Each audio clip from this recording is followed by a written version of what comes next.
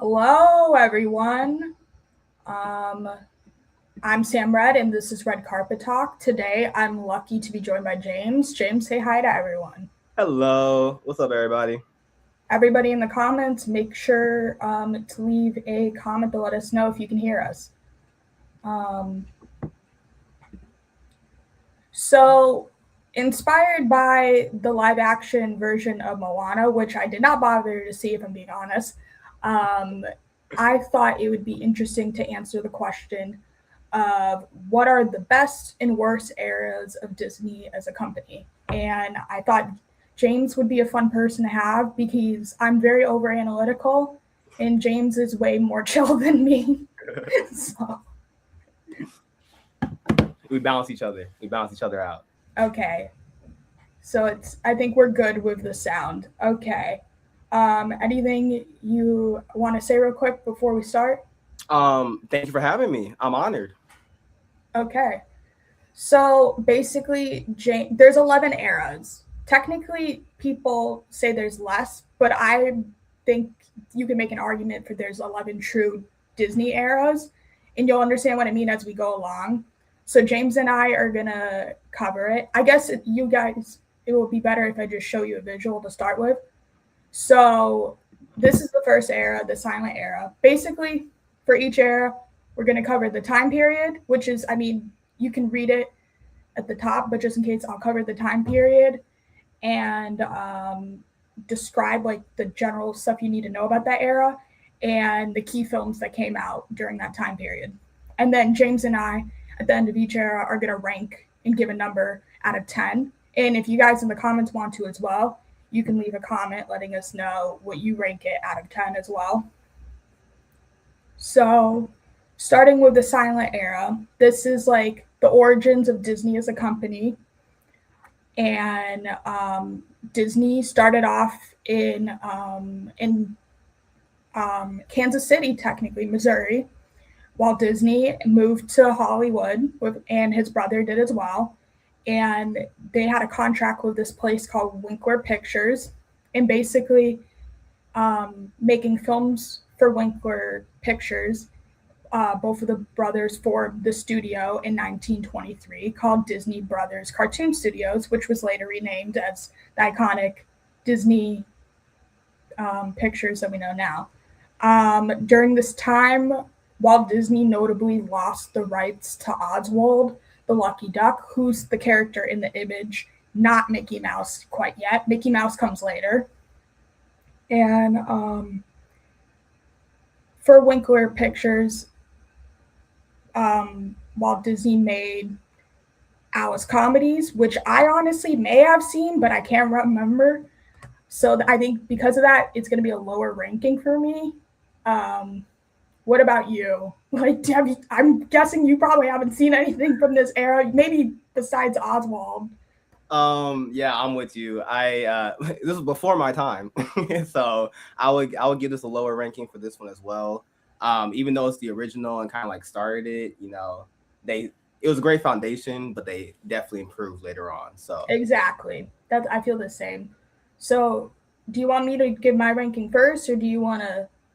yeah, I'll pick it back up for you. Okay. So I am giving this a 2 out of 10, which I know is low, but like you said, there's improvement. Uh-huh. I think them losing the character of Oswald the Lucky Rabbit was kind of a bad way to start, but they rebound that in the next era. Mm. But yeah, this is from 1923 to 1928. So yeah, I give it a 2 out of 10. What about you? Um well, that feels so harsh. But I think I would agree because I can't name a single thing besides what you said about Oswald. So I would say it's silent for a reason. Yeah, I'll do it. I'll give it about the same. Yeah. Okay, cool. Okay, so this is a short one, but some of the other eras are going to be longer discussions. Um, we're moving on to the pre-Golden Age. This is technically most people start with the Golden Age, but I do think you need to start with the pre-Golden Age, which is 1928 to 1934. This is when you have a lot of the iconic shorts like Steamboat Willie. You get the skeleton dance, which, I mean, if people know the song Spooky Scary Skeletons, like, you've seen the skeleton dance most likely. This was just a very innovative time. You shift from silent films to like synchronized sound and Technicolor, and Mickey Mouse becomes an official mascot for the company, and you get other new characters like Minnie and Pluto and Goofy as well. So, what do you think? I'll give it like maybe like a 4 or 5. Are we doing decimals or do you just want solid numbers? If you want, I would say solid, just solid to make numbers. It easier. I'm inclined to say 5, but I'm gonna say 4. Only because I only can really think of Steamboat Willie, but it's such an icon, and just for what it did for animation, and so that too. I'm gonna boost it to a 5. Yeah, we still talk about like Mickey and all the like characters to this very day, but their original designs are not as good as like the modern ones we know. Like, this is a good one, but if you look at like the original, I'm like, they're not as good as they are now. I give this like a 7 out of 10 because I'm like, these characters are iconic. Oh, and the intros when they do the Steamboat Willie intro for Disney. Yeah, exactly. Like, we still see that from time to time as well. So yeah, that's my ranking for the pre-golden age. Yeah, it's actually about to be in public domain in 2030 something. Like, yeah, that sounds, yeah, since Steamboat Willie came out, I think 1928. So is it going to be in public domain in 2028 most likely? Since that's 100 years. Because they just did Winnie the Pooh last year. I think Donald Duck, Steamboat Willie is coming up in a couple years, and then I think Goofy is about to be next year as well, something like that. But it's all the original ones, not like the ones, the iconic ones you see today. All of like the original, like you just said, the drawings, the cartoons, stuff like that. But any stories that you want to make now, it's up to public domain. I mean, I don't know if you've seen those awful horror adaptations. The Winnie the Pooh, Blood and Honey universe. I think I saw the trailer, but I never saw the movie. Did you ever see it? I haven't seen any of them, but I've just seen like still images and trailers, and it's just the stuff I've seen is enough to make me just be like, nope, I don't need to watch those. Yeah.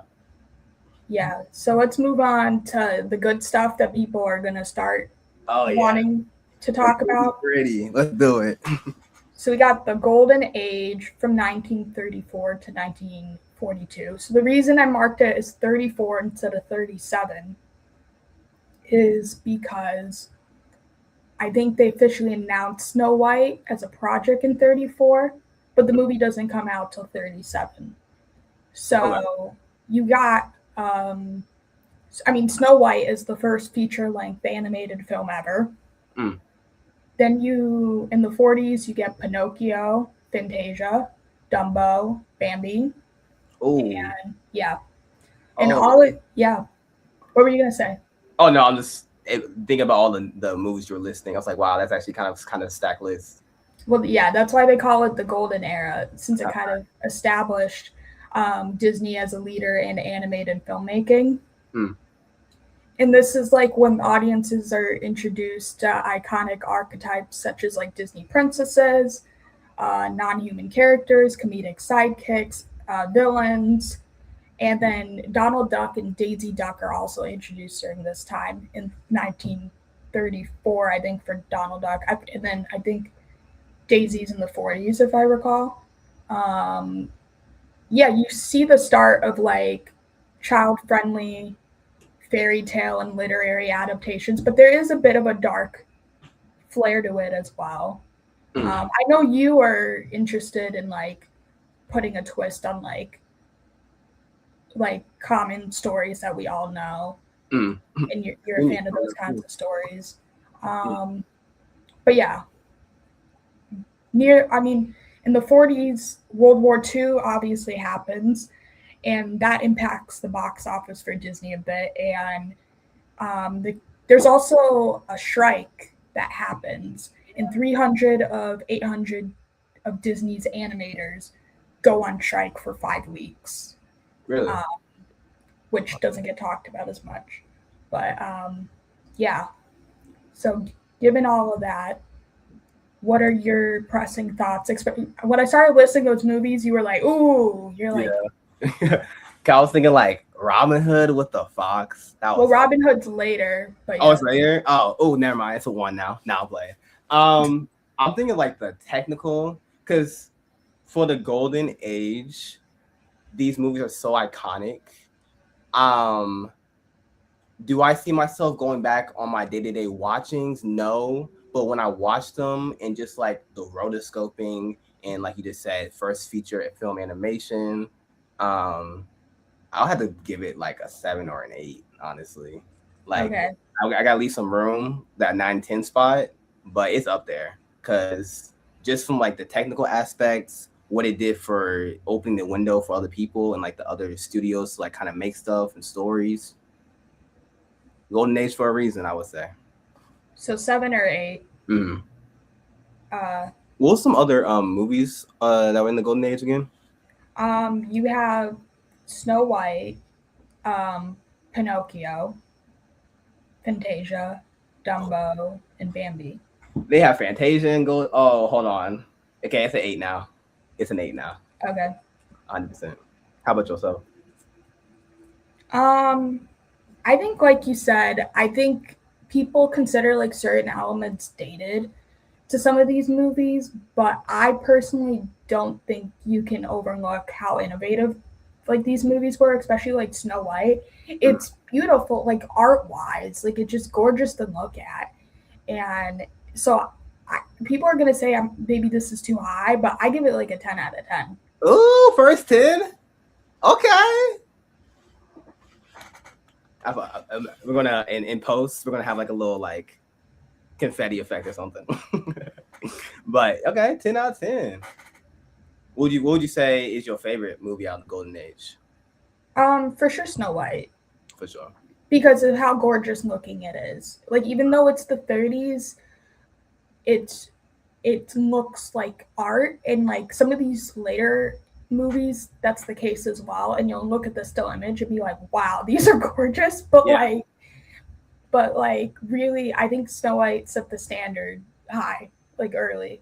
Yeah, it looks like a moving painting for real. So if you're cool, can we move on to the next era, or do you have more to say? Let's do it. I'm down. Are you writing these down as the kind of low-key forgot my score for the other ones? Yeah, don't worry. I got you. You're on top of it. I don't even need it, you know what I'm saying? So the next era, we're gonna get into some rough ones. This is one of them is the wartime era from 1942 to 1949.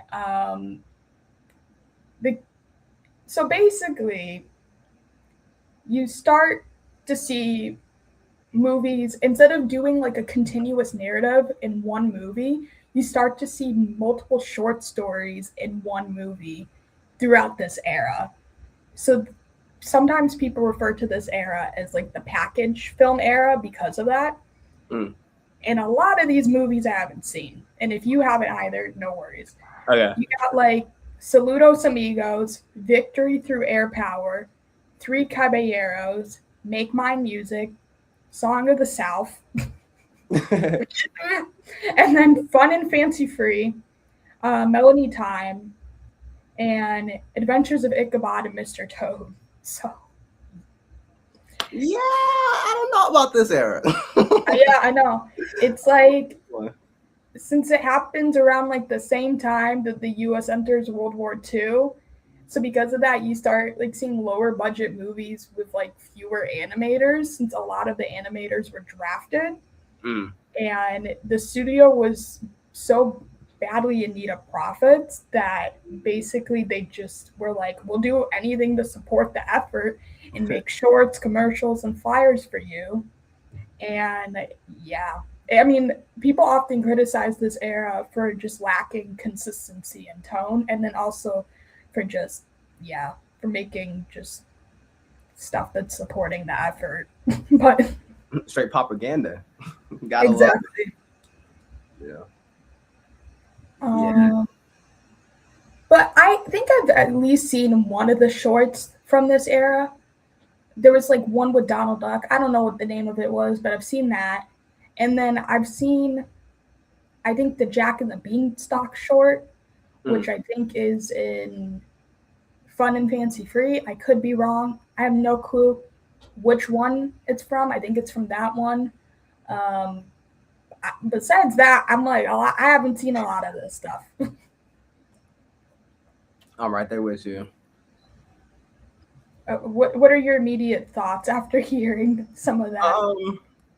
I would say I would really give this like a 1. It might sound like a harsh Same. critic, but because I'm like with you. I can't. If you weren't here to give like historical and contextual context, and I saw this image in the work, I would not name a single. Yeah, I can't name nothing. So I would have to give this one a 1. To be honest, I'm also giving this a 1, and yeah. it's probably going to be the lowest score throughout all the eras. Let's Probably. go. We got it out the way. You know Yeah. what I'm saying? So yeah, I mean, yeah. It looks cool though. Just off the thumbnail. It looks like they started adding a little bit more like vibrancy because Snow White kind of incorporated the colors a little bit, and that's when you kind of started seeing a lot more of that. And this one kind of has like a little more of like a on like a wartime theme, if that makes sense. So from an artistic standpoint, it does look kind of cool. But from a story standpoint and historical, yeah, not the era. For sure. The next era is the Silver Era. I mean, the Silver Age.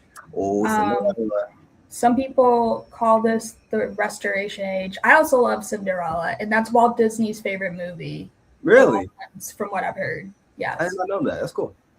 Before he passed. But this is kind of like a more European art style with more elaborate backgrounds and softer colors than we're used to seeing. Um,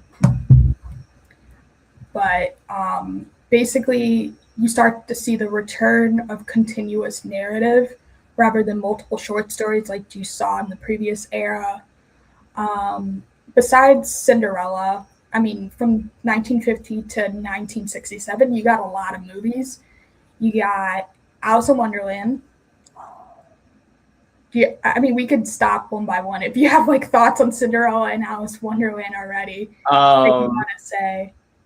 You kind of always started off so strong, like Cinderella and Alice in Wonderland was this era. Let's go to the whole the whole movie list, and then we'll talk about it. So then you got Peter Pan. Okay. Yo, chill. Okay. Lady and the Tramp. Another classic. Another one. Sleeping Beauty. Okay. All right. This is not the golden age? This is crazy. I know, it's crazy. This is the Silver Age, which is crazy to me. Then you got 101 Dalmatians. Oh, nah. This might be my first 10. Sword in the Stone. Never saw it. I always wanted to. That one's underrated. I actually like that one. Really? Okay, I gotta add it to the list. And then you got Jungle Book. Oh, okay. Jungle Book? Okay. Well, before we begin, which one's your favorite? Of these animated? I'm kind of biased towards Cinderella. Since I used to be obsessed with just watching different versions of Cinderella. Oh, yeah. And is this my favorite version? I don't know, because you have like Brandy's version in the 90s. And then now we got like Ugly Stepsister, which is my favorite version of an Ugly Stepsister. But it's horror, but it's such a good movie. So we had so many iterations. Like I've even seen Elmo be Cinderella. So like I've watched a lot of Cinderella movies. So I'm a fan of just Cinderella as a whole. And I mean, that's Walt's favorite, but then also just you have iconic like special effects like the ball gown and stuff. So it's hard to top that for me at least. What about you? What's your favorite of these animated movies?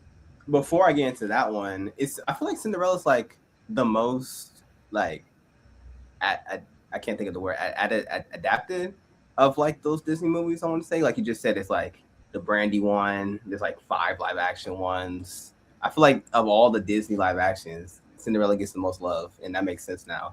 But to go back to your question of my favorite, could you do like the quick rundown one more time of them all? Cinderella, Alice in Wonderland, Peter Pan, Lady and the Tramp, Sleeping Beauty, 101 Dalmatians, Sword in the Stone, and The Jungle Book ends the era. I almost want to give it to Jungle Book. I think I want to give it to Jungle Book. Jungle Book is fun. I might, but Cinderella is such a classic. Me personally, I think I watched Jungle Book more, so I think I'll give it to that. But I remember rewatching Jungle Book, and I was like, I don't remember a single thing about this movie. So that's the nostalgia glasses of like when I was a kid. But when I was a kid, I think I remember watching Jungle Book more, so I think I'll give it to that. But this entire era, and then there's also like some good live action movies as well. Really? Like Old Yeller came out this time, which that's one of those dog movies. Like people talk about Marley and Me. Yeah. This, and then one The Redford Grows, which is not a Disney movie. Those are the two dog movies that like get me hard, and I'm just like, it's just like damn those movies. That's crazy. They were in their dog bag now that I think about it, because you just mentioned 101 Dalmatians, Lady and the Tramp, and then those two live actions. They were on a theme that year. Babes in Toyland was technically a Disney movie as well, with Annette Funicello, who's kind of like a popular Disney figure before the modern figures like Justin Timberlake and Christina Aguilera and Britney Spears. She was like the OG Disney girl. And Mary Poppins is this era. So I know. Spoonful of sugar. Oh, okay. Hold on. Wait, no, I'm thinking of. No, that is Mary Poppins. Is Mary Poppins? Oh, I was thinking Sound of Music. Oh yeah, Spoonful of Sugar. Oh yeah. Yeah. Okay, hold on. This might be my first 10. I won't lie. This might actually be my. But I have to save it though. How many 10s can we give? You can give as many as you want. Okay. All right.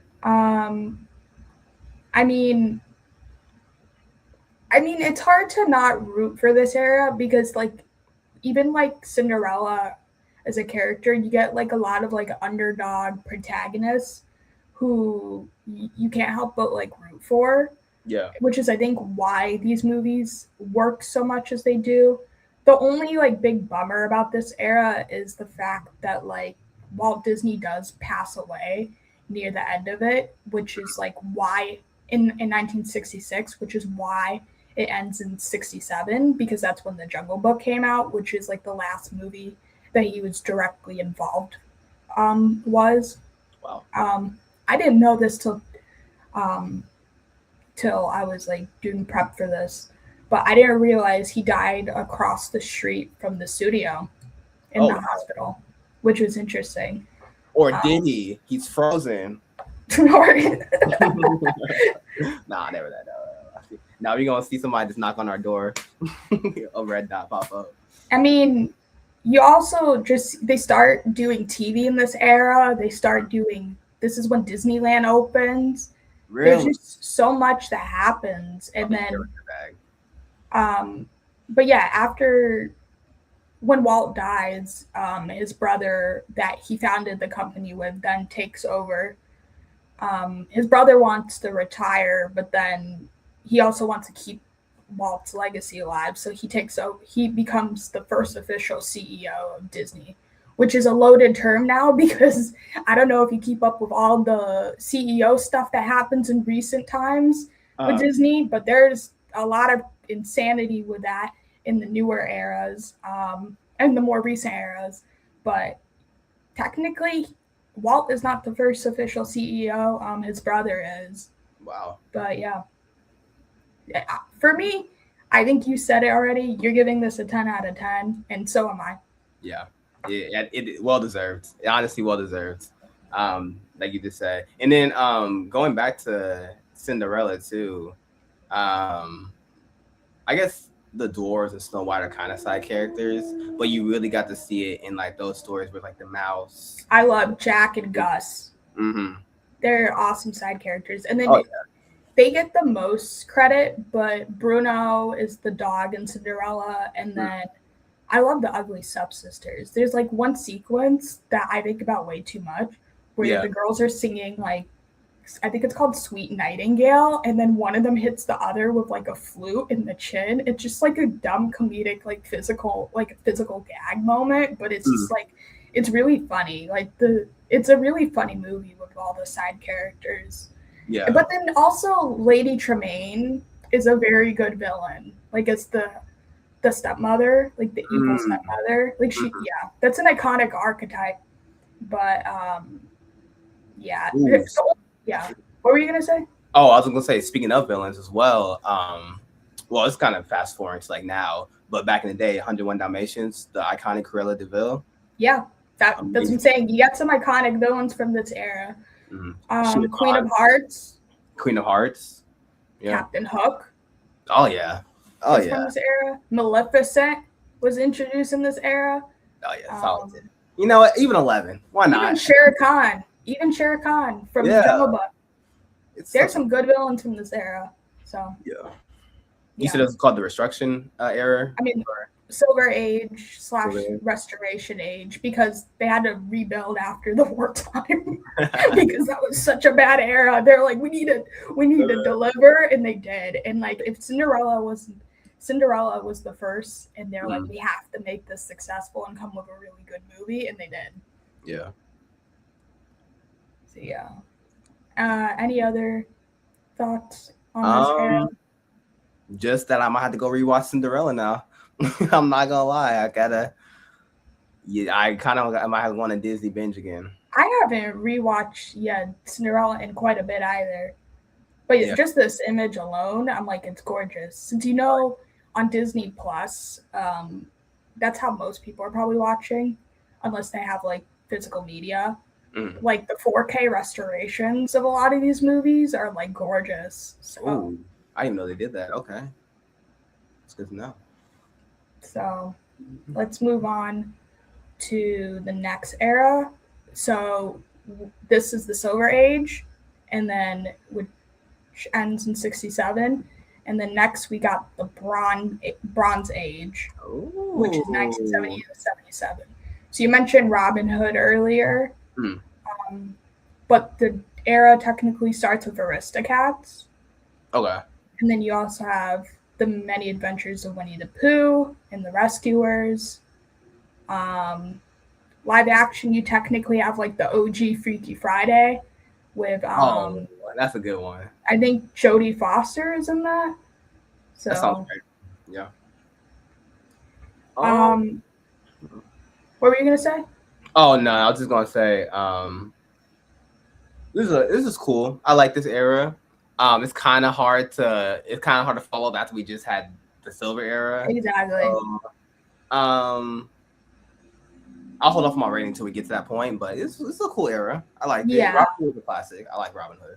I'll say some more. I'll say, so following the passing of Walt Disney in 1966, and then during this era, Royal Disney, his brother, dies in 1971. Oh wow.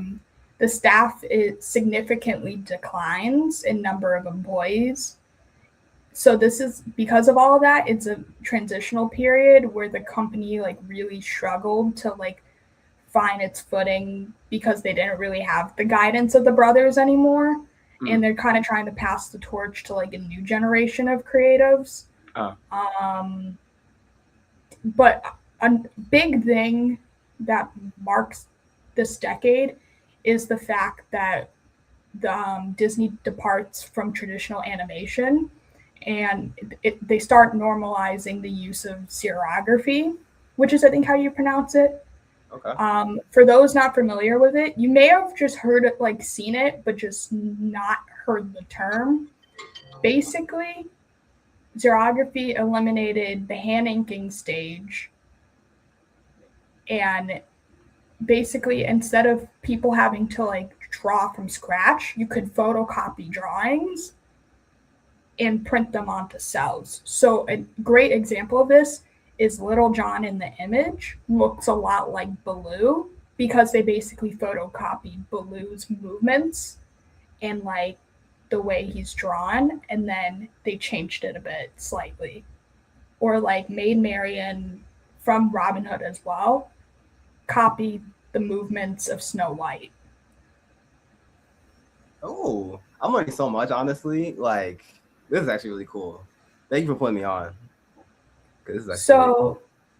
I mean, xerography technically like saved them time and money, but the con of it is it like sped up production, and it's like they aren't really doing it from scratch anymore, and they're just kind of just photocopying everything now. And I didn't know this, but apparently a lot of the films from this era were called scratchy films because there was a lot of heavy black outlines on a lot of the films from this era. This is around the time that Disney World opens in Florida. And then after Royal Disney passes, the first non-relative takes over as CEO. And yeah, that's basically the gist of everything you need to know about the Bronze Era. You know what? Appropriately named because bronze is lower than silver. So exactly. it was cool, but it needed to happen. You know, so it was an intermediate phase. We got some great moments. You just said I didn't realize that Disneyland came first though. That's actually kind of cool in California before. Yeah, in the 50s, and then Disney World didn't open until the 70s. Wow, the more you know. That's kind of cool. But yeah, so I'll give it like a 6. Maybe. I think you're rating this higher than me, and I am probably people are gonna probably judge me, but I am giving this a 3 out of 10 because it is a little bit of a wonky period. I feel like a lot of these movies are kind of light and they don't touch on like dark stuff as much. Maybe the Rescuers does a little bit, but the rest of them are kind of lighter. Yeah. So, and yeah, it's just I don't like the fact that they're photocopying stuff, like starting this era. And I've seen the videos of it online before. That's why before I was familiar with the term, I saw the videos, and when I saw the term and I like saw it described, I was like, oh, that's what it's called. I was like, since I've definitely seen it before, and I've noticed before that like Little John looks like Baloo and stuff like that. But yeah, so I give it like a 3 out of 10, which I know is low. Nah, it's all good. Yeah, besides Robin Hood, I never saw Aristocrats. I never saw the other ones. So. I actually love The Rescuers. That's my favorite of these 4 movies. What's it about? Very underrated. It's like these mice that are like they're part of like the United Nations, but it's like a mouse United Nations, if I recall correctly. Oh, yeah. And then, I don't know. They're trying to just protect this little girl. I don't know. There's more. I don't know. There's a lot of like hijinks that happen along the way. I feel like that's kind of the case with this. Like a lot of these movies meander. That's another reason it's kind of low. Like Aristocats, if you tell me to like recall the plot, I have no clue. Yeah. There's a lot of meandering, like these movies. Robin Hood, I think I've seen, but it also is kind of meandering. Like I don't remember the plot much either. Yeah. So it's just like, but Rescuers is at least a little bit darker because but yeah, I know that's a hot take, but I give this like a 3 out of 10. You know, it may be a hot take, but it's a true take, and that's all we're asking for. So. Yeah, so we're gonna continue on the theme of going down. No. Unfortunately, silver to bronze to dark. Oh. To the Dark Ages. No. Some people lump the Dark Age and the Bronze Age together. Okay. This is kind of Disney's decline as a company. they, I mean, give me a second. The silence speaks for itself. I mean, this is their decline as a company. Mm. And as profits decline, their future becomes more uncertain. And Disney luckily had a couple commercial successes near the end of the era that helped them not go completely bankrupt. Mm. But yeah, if those movies didn't happen at the end of the era, then we would not get the future movies to come. And when you hear the future movies to come, you're gonna be like, "Wow, thank God!" Well, night and For day. those last two movies that came out being hits. So you start the Dark Age with The Fox and the Hound. Okay. I still never seen it. Here's a classic, but I've never seen that, and I know I'm doing a disservice. I feel like I've seen parts of it, but I don't know if I've seen all of it. But I remember it being really sad but good. Some people combine the Dark Age with the Bronze Age because they view all of this as the decline from like 1970 to 1988. But so Fox and the Hound, Black Cauldron, which might be one of their biggest flops of all time. And that's the image that I chose. I've seen it once, and I remember this little creature annoying me so much. I don't remember anything about the plot. I just remember not liking this movie. And I was a kid, which says something. Since like you don't have good taste as a kid. So like when you're like, this is a bad movie, that's when you're like, oh, this is a bad movie. So Black Cauldron, and then luckily at the end of the era, we get The Great Mouse Detective and Oliver and Company, which helps them get some profits back. But yeah, if those two movies didn't hit, we would not, like, I don't know, we wouldn't be talking about Disney today, which is crazy. I don't think those movies get enough credit for that. Yeah. But yeah, I mean, there's some good live action stuff too from this era. Like, I like Pete's Dragon. Okay. This is when you get Tron, because they're starting to like do some experimental things during this time period because they're trying to like figure themselves out. There's some good underrated shorts, like Don Bluth, who is like a very underrated animator, made a couple films under Disney, and there's this really good short that's super underrated called Small One that I love watching at like Christmas time. And then speaking of Christmas time, Mickey's Christmas Carol also came out around this time period. Okay. Which is iconic.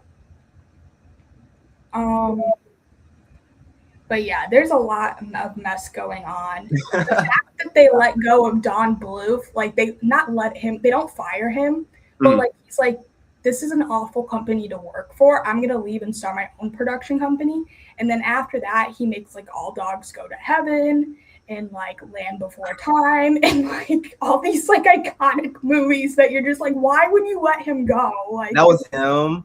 Yeah, it was like, why would you let him go? It was just very dumb that they let him go. There's another big one that I'm forgetting that he did. American Tail, like, and I think he did Anastasia, like that. Yeah, okay. He don't miss. The fact that he's like, it's awful working for this company. I'd rather just leave. Says how bad it was during this time period. Basically, they were running out of ideas and just throwing stuff at the wall because Walt Disney wasn't around anymore, and they're just trying to do darker concepts that don't necessarily like work for them.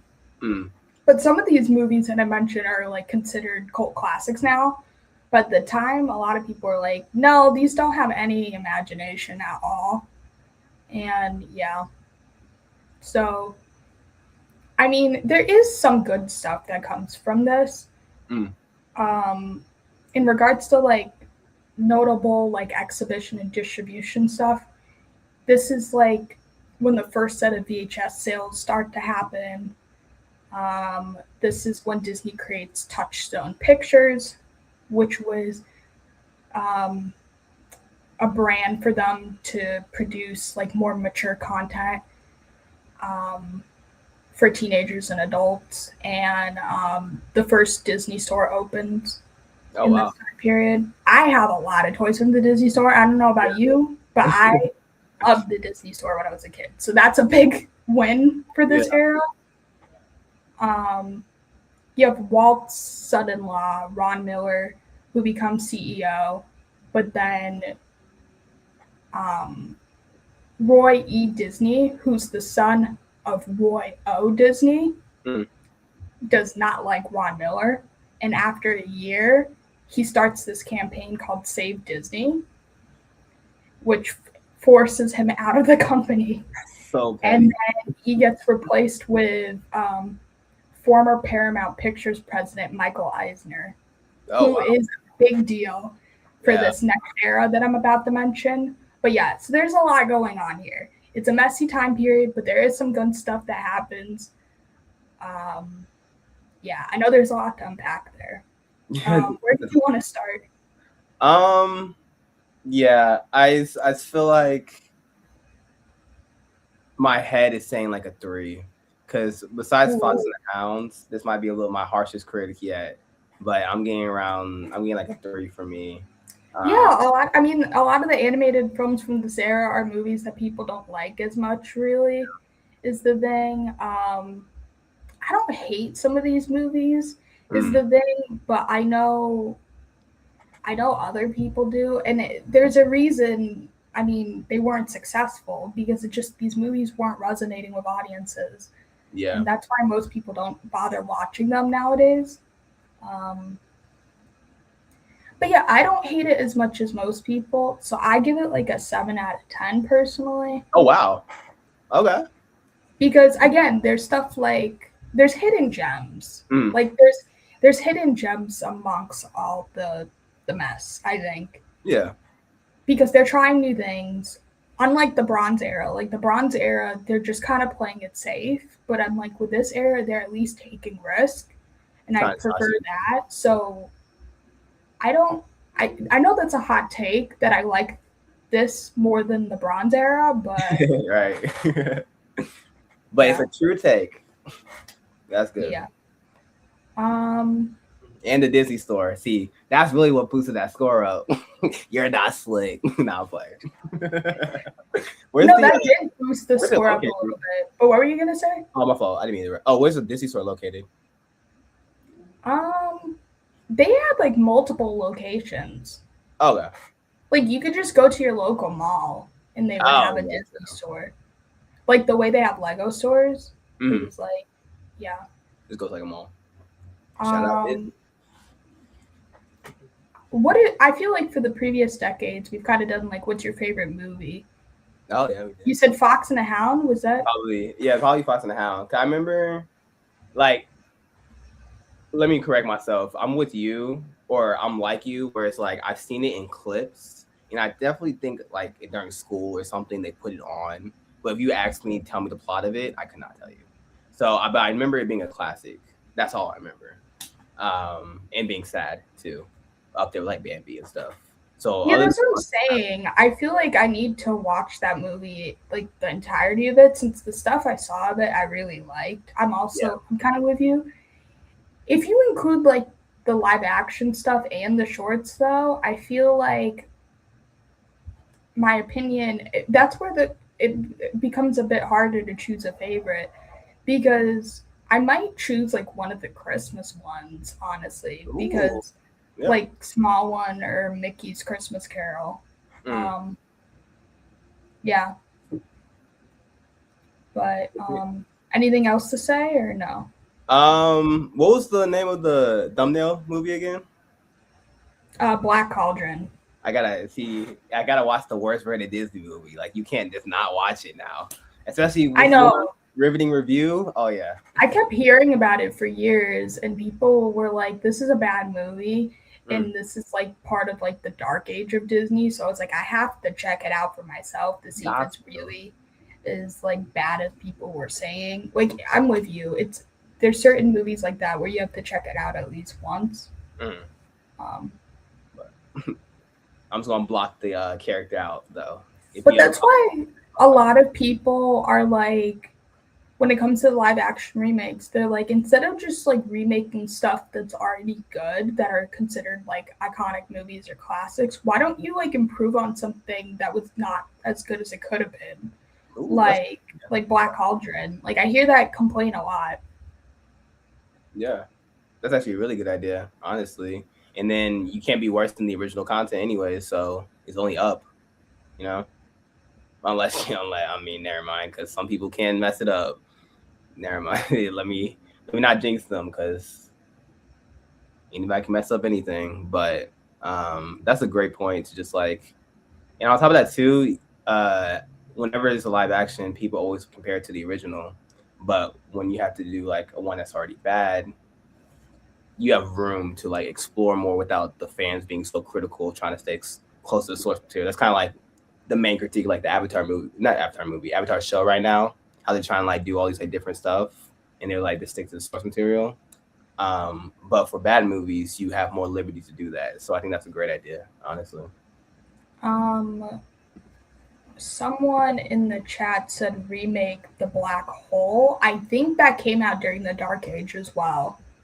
And that's like one of those movies that I think it was live action though, but yeah, there's a lot of like lesser known live action movies like that that come out from this era, or even the previous eras to be fair. But I feel definitely the most notable live action movie to come from this era is definitely Tron. But even that, like, yeah, even that, like, was not, like, they didn't immediately make a sequel to it, is the thing. Like, some of these other live action movies in previous eras, like, I was looking this up, they have at least 3 sequels to the Love Bug, like the Herbie, the car movie, and then they have the Lindsay Lohan remake. I'm like, why is there so many Herbie movies? Whereas like Tron, it took forever for them to just get one sequel, and it's crazy to me. But yeah, so the fact that like Tron is your most successful live action movie and your most successful animated movie is Oliver and Company, that's not a good sign for this era, really.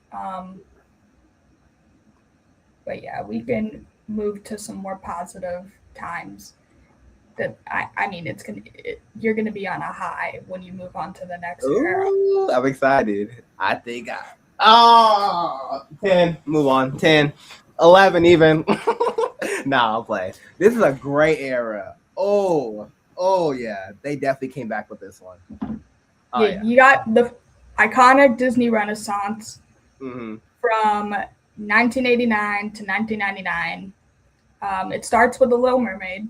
Oh yeah. I just recently saw the live action. It was like a plane or something. I haven't seen the live action, but I really like Halle Bailey. I'm excited to see what she does going forward. Getting on a little bit of a tangent. I liked her in You, Me, and Tuscany, the rom-com. Oh, I haven't seen that. She's very endearing. Okay. And she's trying to do like more indie work, because I saw she's supposed to be in Jesse Eisenberg's movie that he's directing later this year called The Debut. Okay. And she's like in the trailer with Julianne Moore and like Paul Giamatti. So I'm like, I want to see her do more indie stuff rather than just be like charismatic. Since she is very charismatic, but I want to see if she can actually act as well in like indie stuff, since that's a harder thing to pull off. So I'm excited to see her future. But going back to the Renaissance, you got The Little Mermaid, Rescuers Down Under, okay, Beauty and the Beast.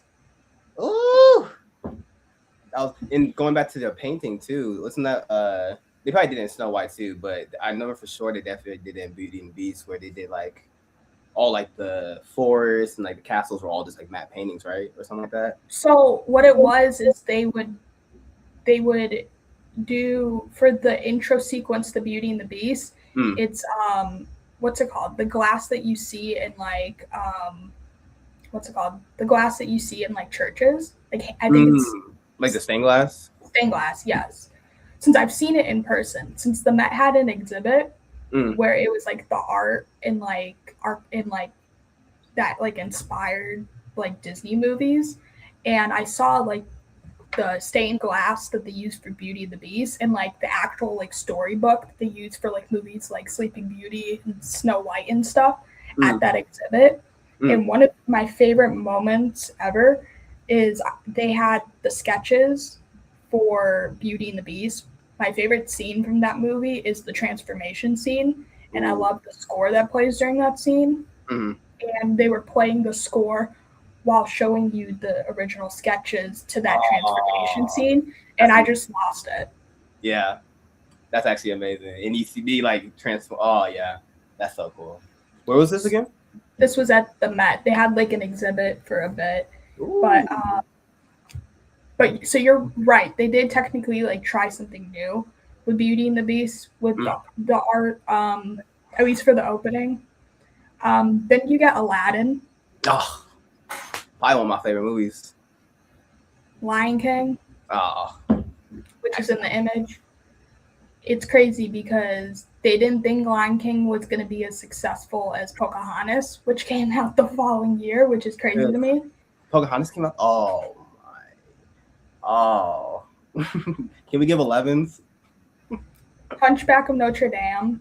Oh, such a great. And that last shot, the 3D shot, because I think that's when they started incorporating 3D in that movie, if I'm not mistaken. Like, that might have been the first movie. Maybe something before that. But, you know. Hercules. Hercules. Mulan. No, okay. All right. There's old thing. There's old thing. And then you finally end with Tarzan in 1999. So the best soundtrack. So yeah, for a decade, from 1989 to 1999, some of the biggest movies ever. Yeah. I mean, undeniably successful movies. Lion King is still one of the highest grossing animated movies to this day. I think it made nearly $1 billion, which is crazy. Oof. Super influential, critically acclaimed movies, iconic Disney moments. And this is like the time of like millennials. So a lot of these movies have like shaped millennials specifically. And the part of why this era is so successful is because you have Howard Ashman and Alan Menken working together until 1991, at least, when Howard Ashman passes. But those two were great composers and lyricists who gave us like several iconic Disney songs. And this is when you start to see like masterclass examples of like xerography, and then Disney's trying new things even beyond this. There's so many live action films that come out, like way too many to list. But you get like iconic like holiday movies like Hocus Pocus, The Santa Claus. Santa Claus 3 with the Jack Frost. Well, that one comes out in the next era. That's the next one? The first Santa Claus is this era. Okay. But yeah, we could talk about Martin Short in the next era. Jonathan Taylor Thomas does I'll Be Home for Christmas, which is like one of my favorite underrated Christmas movies. But there's other live action movies like Cool Runnings. You got like the Honey I Shrunk the Kid movies. You got like A Kid in King Arthur's Court, Parent Trap. There's a lot of stuff in this area. This is such a good era. Yeah. The Disney Renaissance is just amazing. Oh yeah. And then in addition to all of this, they acquire ABC. Oh, word. And they acquire Miramax, which for better or for worse, Miramax, regardless of who was in charge, they made good movies. Oh, I don't know the drama. What's the You can T? look it up later. We don't need to mention it. Oh. Comments might mention who podcast. is in charge. That's funny. But this is like when the Disney Broadway shows start happening. Oh wow. DVD sales start happening. There's a lot. There's a lot going on. And Michael Eisner, for better or for worse, is in charge during all of this. But yeah, I think both of us know where we're at with what we're rating this. Yeah. For this actually might be a hot take. You ready? This might be my most controversial hot take of this episode. I would say that I low-key enjoy the soundtrack of Lion King 2 more than 1. A little bit more. I can't even name a song in Lion King 2. That's crazy. You gotta watch it. But I still like Lion King 1. But you know, like when you play a song for so many times, you're like, okay, I'm kind of sick of it. And not to say I'm sick of any Lion King song. Those are on repeat forever. But I feel like Lion King 2, it was straight to DVD. They didn't really talk about it, all that stuff too. And they had some stuff like you know the song, it's on Broadway a lot. They Live in You. It's like Sam E. Wright, I want to say it's a singer or something like that. I don't know. But that's on Lion King 2. Not One of Us, Lion King 2. I can't even think of others. But yeah, Lion King 2 is underrated. Because I'm not sure if the Renaissance era or the next era. Yeah, that might be the next one. When they did like all those like sequels, but they went straight to DVD. Yeah, exactly. Yeah. So of like all those, I think Lion King 2 is probably one of the best ones. But yeah. But of the ones for this era, what's your favorite? Ooh.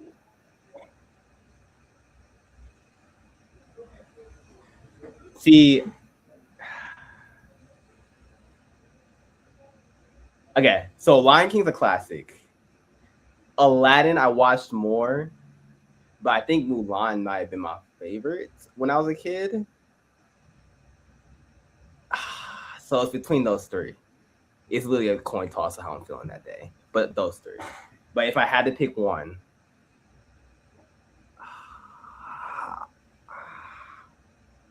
I don't know. What would you say? My favorite, and it's my favorite animated movie and Disney movie of all time, is Beauty and the Beast.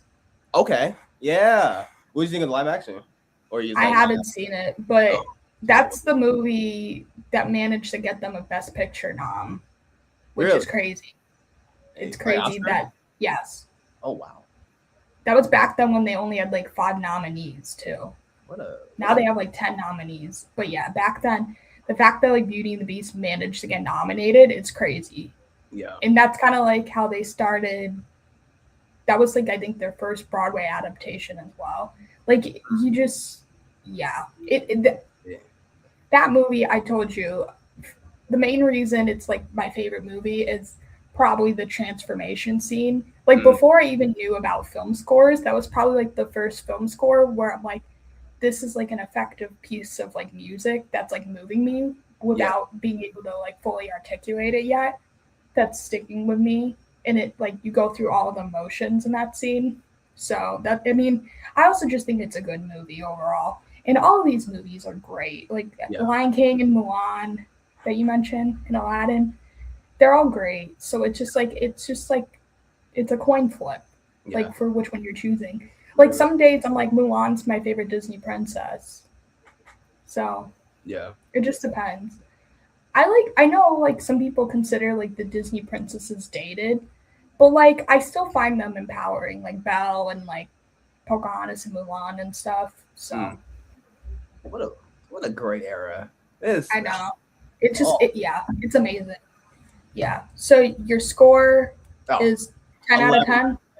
No, 10 out of 10, yeah. Yeah, I'm a 10 out of 10 also.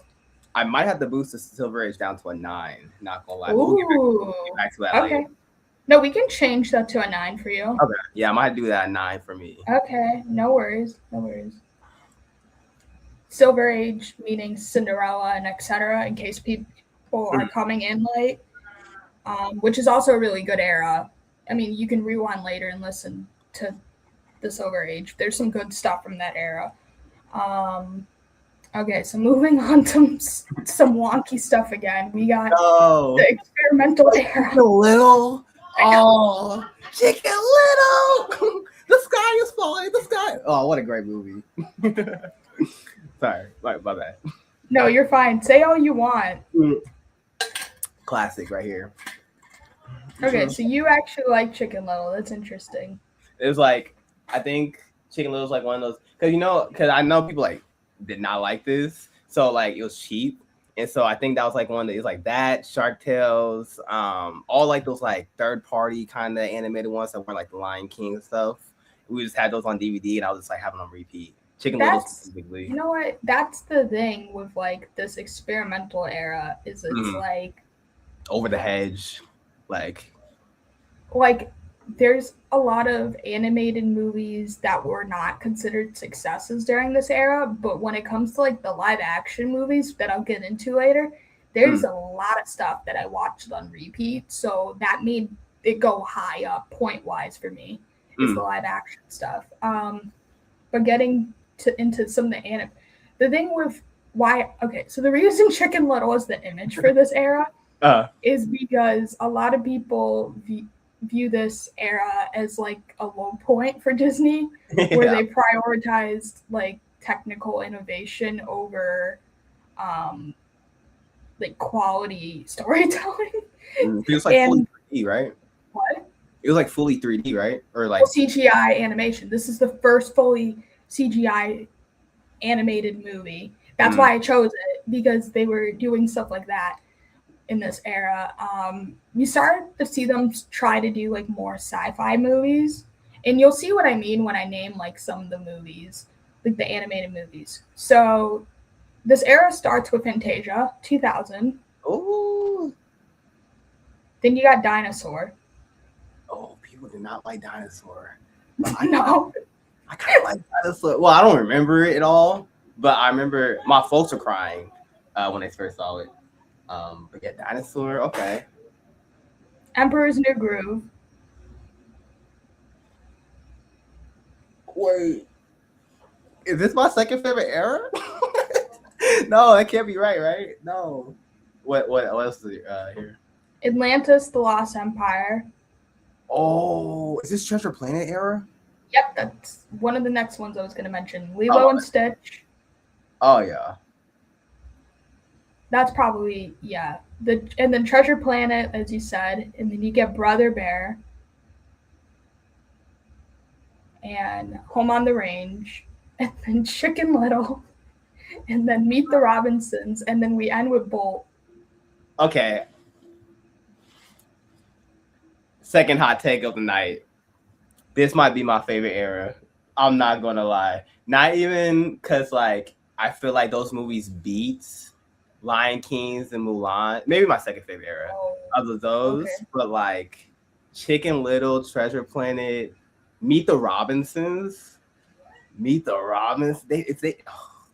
you ever seen Meet the Robinsons, whoever's watching this now or when you rewatch that one is underrated for sure. When I was thinking about it more and more, when it comes to like their sci-fi movies, like them trying to do sci-fi, I feel like that one might be the best sci-fi story that they've done in that era. Even though I like Lilo and Stitch more as a movie, Meet the Robinsons, like they're playing with time travel in a really interesting way, from what I recall. So, there's some underrated stuff in that movie. Oh, with the Aurora Borealis lights, that sequence. Yeah, it's gorgeous. Yeah, this look-y might be Phil Collins. Oh, and Phil Collins with the score. Oh yeah. But I might be on my soapbox alone, low key. Cause I know people did not like Chicken Little when it first came out. Yeah. You also got like all the straight to DVD sequels that you mentioned, like Lion King and so many more. There's too many to list. Yeah. But then part of why there's some really good live action movies, which is part of why like my rating is going to be higher than you would expect, because you got like great sports movies like Remember the Titans and Miracle. Oh, that was this year? Oh. I never saw the second one, but I remember the Titans. Was that Denzel? Yes. Remember the Titans Denzel. Miracle is Kurt Russell's the coach. I rewatched it recently. I used to play ice hockey, and I think it's the best hockey movie in regards to like technically speaking, because they like cast actual hockey players in like a lot of the roles. They have actors as well, don't get me wrong. So the skating sequences and like the stick handling sequences are great in Miracle, and they hold up. So it's not just them like editing. It's like really good because it's the Olympics story of the Miracle on Ice team. So that movie is really good. A lot of people have remembered the Titans.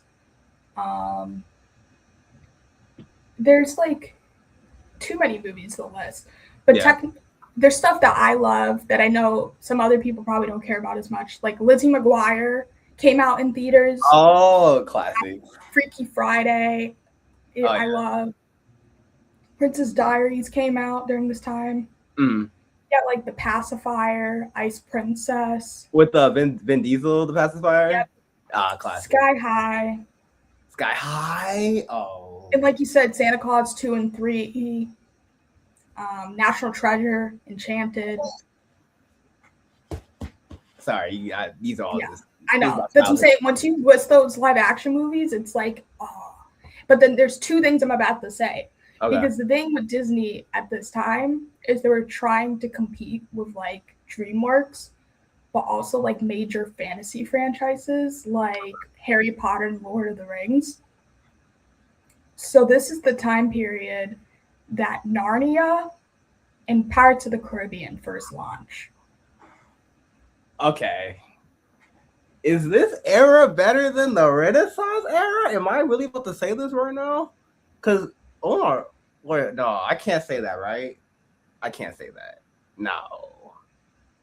No, right? But Pirates of the Caribbean? I was watching a comment the other day, and they're like, people saying that trilogy was like the last, at least to their point of view, of being like the best blockbuster trilogy, and everything since has been just like not the best. They say like that's like the last good blockbuster trilogy. Not Dark Knight? Oh yeah, Dark Knight did come out after. See, and this is why you can't look at YouTube comments. But what was the other one? You said Pirates of the Caribbean and something else came. What was the other live action? Narnia. I feel like Tilda Swinton is like is the witch. She's like one of the best villains. So it's like great final sequence too with the action. Oh yeah. There's some good action actually. Yeah. I feel like they definitely. In the second one, well, I can't speak for the third one. I'm not gonna lie, but the second one was pretty good too. The Prince of Caspian. A lot of people that was a crush for them. Caspian. Like they didn't like it or liked it? No, the prince. That was like a childhood crush for a lot of people. So they thought he was cute. I can't lie. That was a gorgeous man. With the hair flowing and everything like that too. Yep. But I might have to change my score again, but we'll get to that once we finish this up. Era. So during this era, after a decade of making movies together, Disney buys Pixar in 2006, and then they also bought the Muppets from the Jim Henson Company. I bet all that money coming in. I bet they did. And then this is like when Blu-ray releases start taking off. Okay. And the one big thing though is like the leadership stuff gets messy because Roy E. Disney once again does a second wave of his Save Disney campaign, where he is pressuring Michael Eisner to step down as CEO, and that's when a big name that's going to perk some people's ears comes in. Bob Iger takes over as CEO in 2005. A lot of CEO changes. Oh, the later, in a couple decades from now, there's going to be more CEO changes. It gets really messy, but Bob Iger, I think I've technically done some research on like Bob Iger and Michael Eisner as like media moguls. They're two of like the most influential people in film history, even outside of like just Disney. Like it's just like all the acquisitions and just like movies that came out during their time is like crazy. So I mean, we're gonna talk more about Bob Iger later, but yeah, it starts off a little messy and it kind of ends a little messy with Bob Iger. Him taking over Michael Eisner, but anyways, getting back to like movies themselves, what's your favorite animated movie from this era? Ooh. I might have to give it to Brother Bear, but Okay. Little comes kind of close. But yeah, Brother Bear might take it because it's just such a beautiful story. Yeah, Anime, I like that one. and I feel like underrated too. Same with the what's the word? The score. Like Phil Collins, he does not miss. Does not miss. Stuff too. What about Yeah, I yourself? like the Tarzan soundtrack, but I also like the song he did for Brother Bear. I think "On My Way" is the name of it. Everybody, sorry. Yeah. What about you? So, I mean, I like Brother Bear and I like Meet the Robinsons, but I think the number one has to be Lilo and Stitch. Yeah. Were Because, you catch your question? yeah. Were you more of a fan? This all kind of applies for Emperor's New Groove too. But were you more of a fan of the movies Lilo and Stitch Emperor's New Groove or the show Lilo and Stitch Emperor's New Groove? I mean, I don't know if I really watch the shows, but I get why you're asking the question because Disney Channel would have like games you can play online for those. Yeah. So like the Lilo and Stitch, there was like a Lilo and Stitch sandwich game that I used to play a lot, where it Ooh. was just like you had to just stack a sandwich. Like I know it sounds like the dumbest thing ever, but I used to play it all the time. Like there's stuff like that. Since Disney was really good at like their computer game tie-ins at that time, and now they've kind of just are like nobody cares about computer games anymore. Let's just scratch all of those things and delete all those games that used to exist and just focus on mobile stuff instead. It's kind of a shame, but like, so it's funny you bringing up that TV show because I didn't watch it, but I definitely played that game a lot. And like some other Lilo and Stitch tie-in games, oh my god, I don't even know how many times I played those games. Yeah. There's like 2 or 3 of them I can think of that I was like, I definitely played a lot.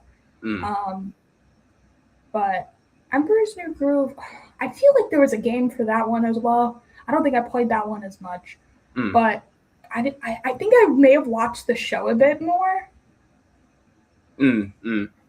But yeah,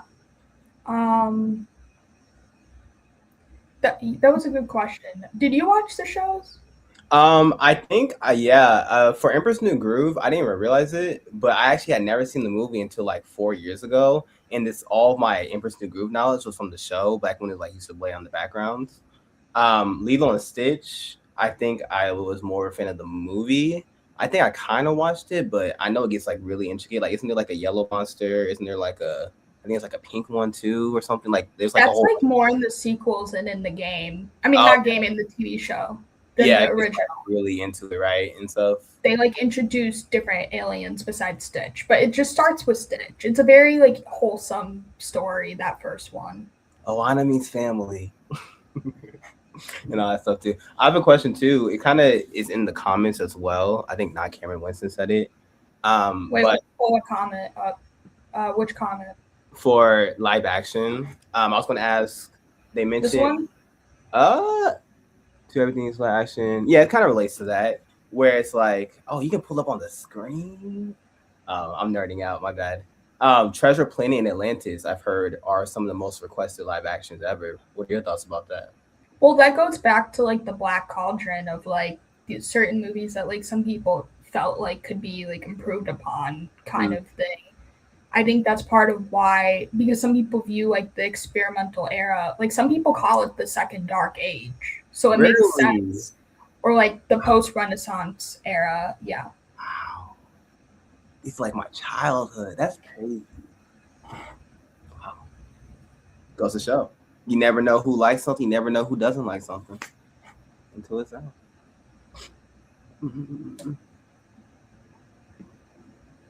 But yeah, what do you have a favorite live action from this era? Is it Santa Claus 3 or something else? I mean, low key, yeah. That was probably the Christmas movie of like my childhood. Always the Jack Frost one. He tried to become Santa Claus, and then at the end, the hug saved everybody, and it was the power of what? Oh man, you can't. And then all the different what's it called? Like they have Mother Nature, the lady from either she was CW, I forget what her name was, but she played Mother Nature. She was gorgeous, that woman. I know who you're talking about. Kind of had a crush, not gonna lie. And then I think they had Sleeping.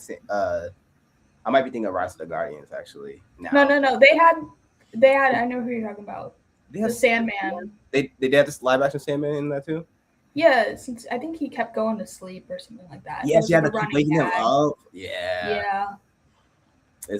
Yeah. That might be my it's like a personal favorite. I can't speak on its quality now. I haven't seen it so long, but I know. I like it's so tricky because it's like I did watch those Christmas movies a lot.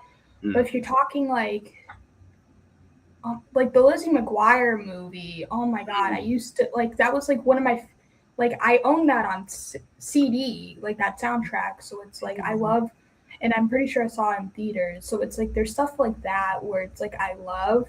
Yeah.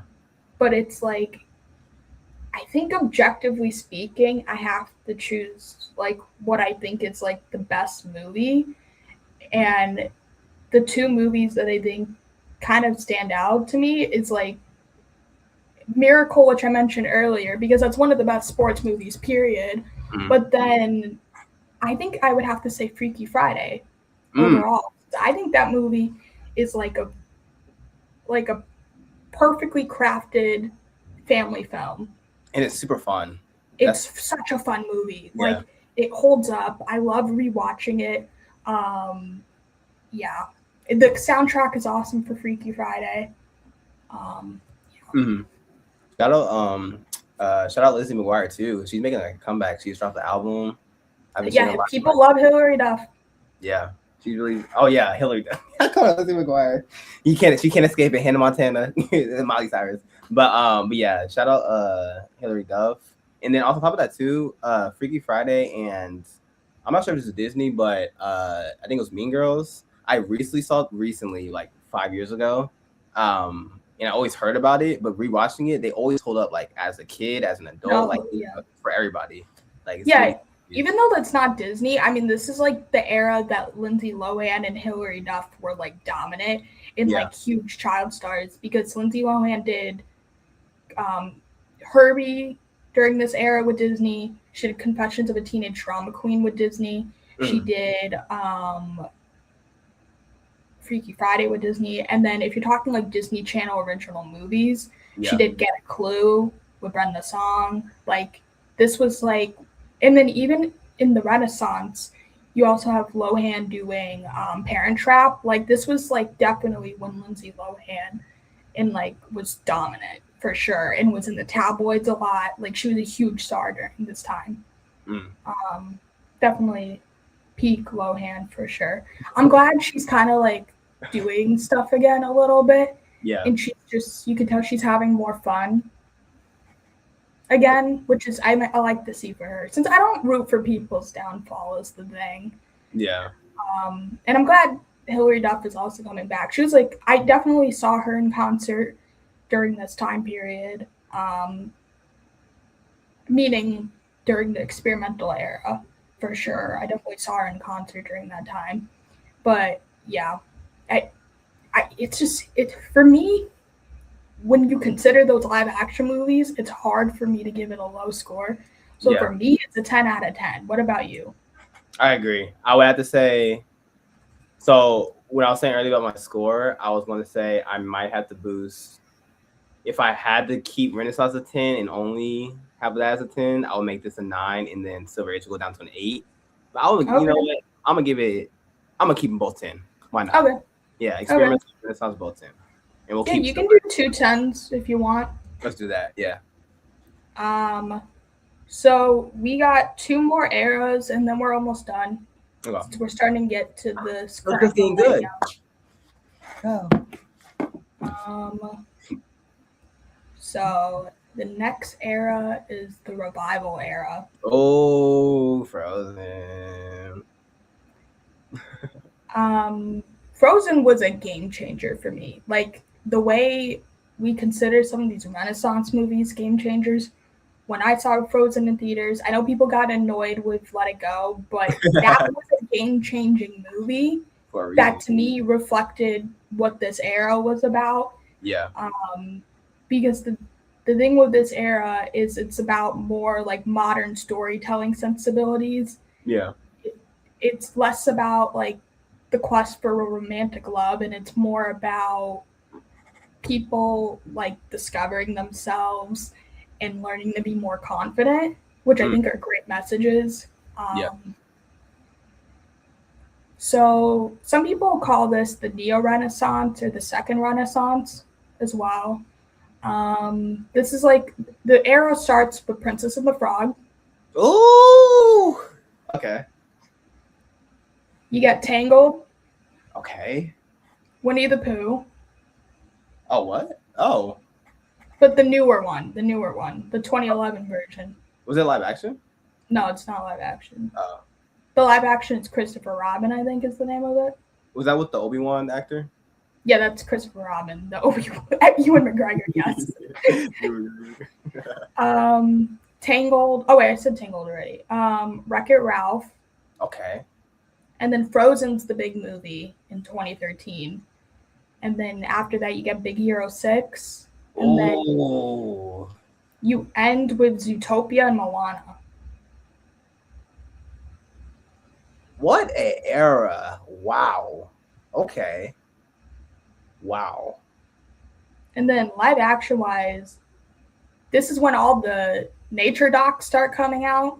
Yeah. I don't know if you've seen those Disney nature docs, but there's so many schools that went on school trips to the movies to see those nature docs. Yeah. All of them are from like started in this era. That's crazy. So that's a big thing, those nature docs. Hannah Montana movie came out during this time. You get Tron Legacy. Okay. I like that one. Okay. Some people like the Muppets, the 2011 Muppets.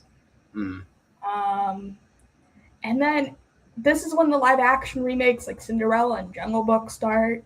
And then there's some like movies that like some people that don't consider as good.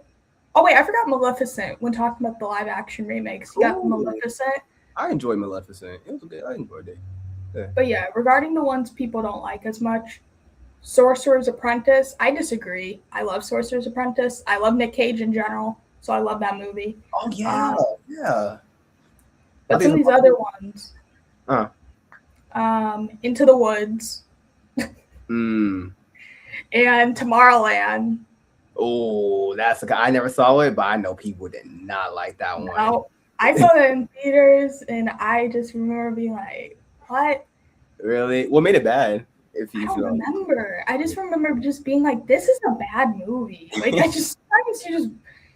I don't remember anything about the movie. I know like George Clooney and then Britt Robertson, who they're trying to make a thing at one point, was in it. One movie that's super underrated from this era that I love, Donnie's mom directed it. Mira Nair, Queen of Katwe with Lupita Nyong'o. That's a very underrated movie. It's about a girl learning chess in Africa. I love that movie. And Lupita Nyong'o's in it. It's really good. I feel like that was her breakout role, right? I think that's like her. No, I feel 12 Years a Slave was. She won the Oscar for that. That was before. Oh, okay. That was a great movie too. But yeah, I remember seeing trailers about that, and then I saw like an Instagram comment saying that like Mom Donnie's like mom had made it. I was like, what? Small world, for real. But yeah, I gotta add that to my list now. It's good from what I remember. I remember really liking it, and like no one talks about Queen of Katwe because everyone gets so caught up in the movies that they don't like from that era. or the live action remakes, but that one is the hidden gem. This is like when Disney starts like fully embracing like CGI animation, similar to other animation studios, and two big purchases happen: Marvel and Lucasfilm. Oh wow. You say that so casually. Yep. That is insane. Marvel was officially bought in 2009, a year after the first Iron Man MCU movie came out. Okay. And Lucasfilm was officially bought in 2012. That feels like just yesterday. I know, it's crazy. Are we old? Wow. I don't know about that, but it's crazy to think like that was the beginning of all those, like the whole Marvel Cinematic Universe. Wow. The whole Disney Star Wars movies. We talk about that so much. Yeah.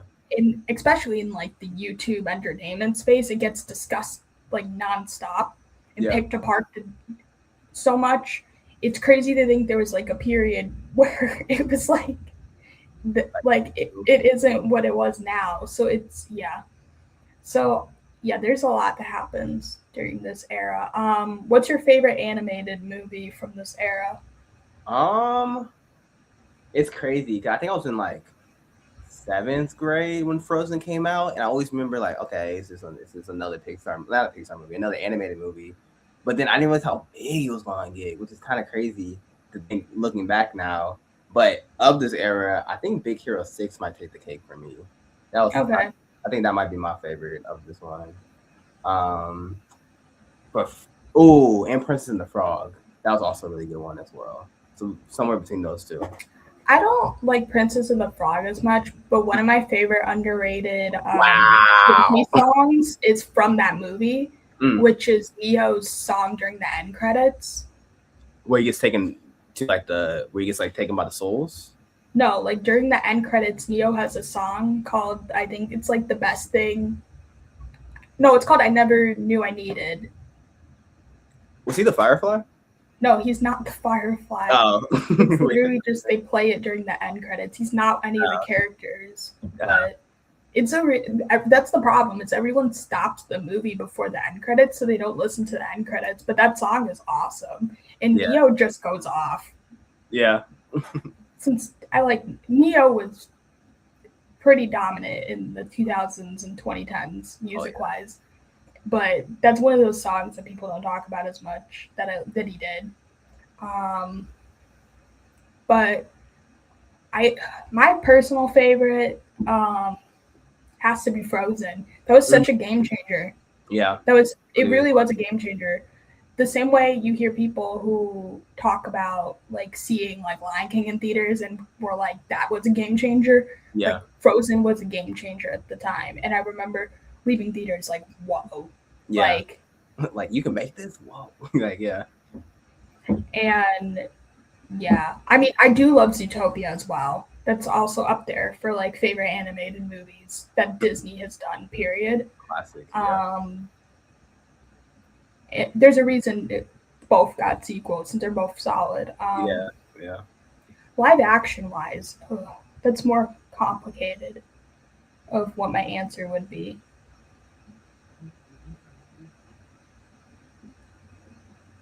Because like I mentioned Queen of Katwe earlier, but then Maleficent I like as well.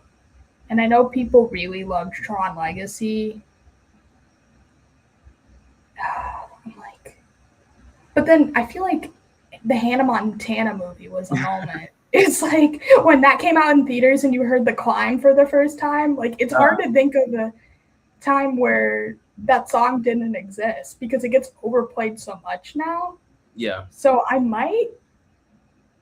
know it sounds crazy, but I might go with the Hannah Montana movie. Not crazy at all. Because The Climb was just such a moment. Like, oh yeah, it's The Climb. Oh yeah. That's from that movie. Oh yeah. Wow. Oh yeah, that's a classic. That's a classic song right there. Because I don't know if they dropped that song before it came out in theaters. So I think like the first time people ever heard it, similar to like Let It Go with Frozen, was like in theaters. Yeah. But you know what? I also like Queen of Katwe though. Okay, it's so I might. Okay, I might choose Queen of Katwe as my favorite live action movie. It's getting kind of era. difficult But now. like if you're talking like nostalgia, like the Hannah Montana movie, you know, so it's tricky. But Jungle Book was also really well made. I would say that probably would have been my vote. That was because of the live actions, it can be like, sometimes they're cool, sometimes not. But that was like the first one, and it's like they did a good job with that one. What's your ranking? Okay, so I might have to do some reorganizing a little bit for my old ones. I think I'm gonna give this one an 8. I think I might push the Silver Age down to a 7. Okay. And I think I might put Experimental as a 9. And then Renaissance stays as a 10. Renaissance is what? So Renaissance will stay as a 10. I think I'm gonna push Experimental is 9. Mm-hmm.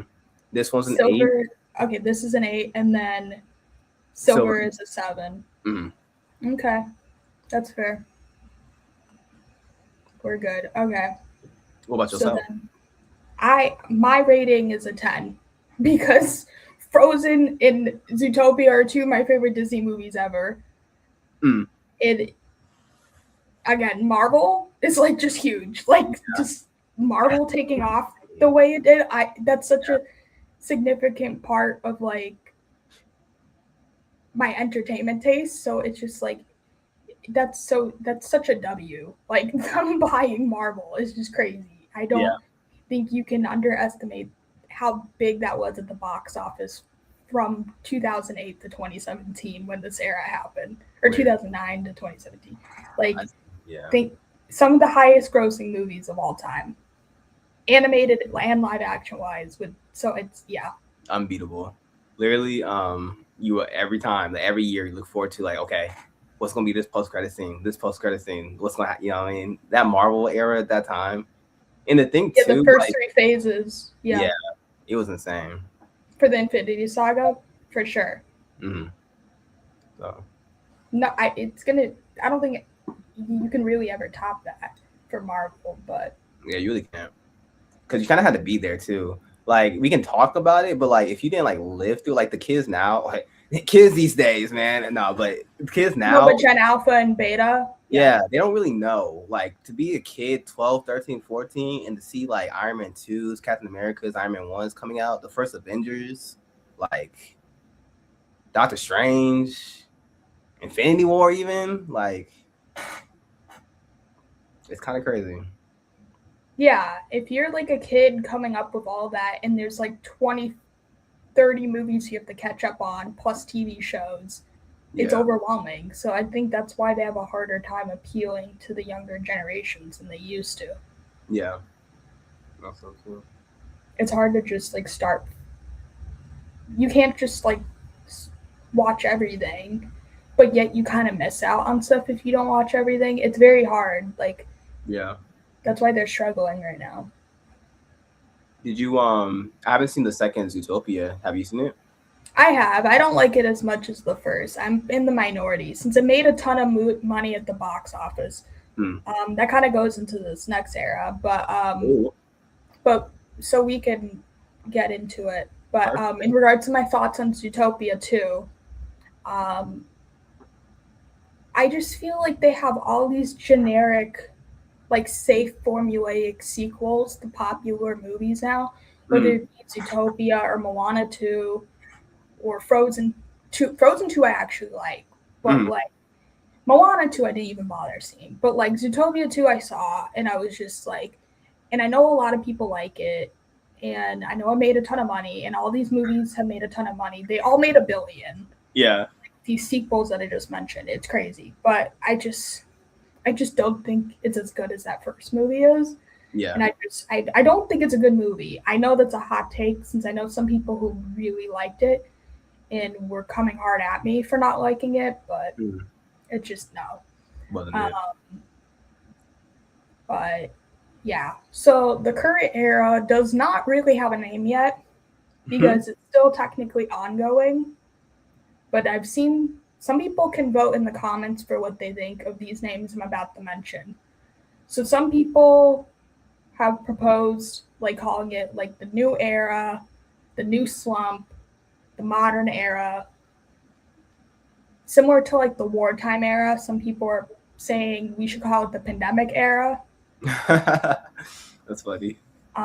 Post revival, because the revival just happened. Some people want to call it the streaming era. I've seen like so many names. There's nothing like agreed upon quite yet. Like these other eras, like collectively, like people who keep up with Disney history call like the Disney Renaissance, and like it's kind of just agreed upon. Those are the terms they use. Yeah. But like this new era, like doesn't really have a name yet. Yeah. But so it's like I said, it's kind of like a mix of like these safe sequels, but then you also have like more inclusive storytelling that touches on generational trauma as well. So some of the movies it started out with Ralph Breaks the Internet. Sorry, that was another sequel I forgot to mention. Ralph Breaks the Internet. Then you got Frozen 2. Okay. Then you got Raya and the Last Dragon. Encanto. Oh, I do like Encanto. Strange World. Wish, which is the movie in the image. Wish is Disney's movie celebrating their 100th anniversary, and yet nobody really went to see this movie, including myself, and I highly doubt you've seen this movie either, which shows you how kind of like this current era is, that Disney's literally has their 100th anniversary, and then no one cares to even watch this movie. Yeah. And then you have like Moana 2 and Zootopia that just came out. Yeah. Like you start to see like more live action movies like Cruella and stuff. Ooh. You also, and then if you're talking about like, this is the beginning of like Disney Plus, which officially launches in 2019. So you have stuff like Hamilton on Disney Plus, and like certain like short films that they did and that they're dropping on Disney Plus as well.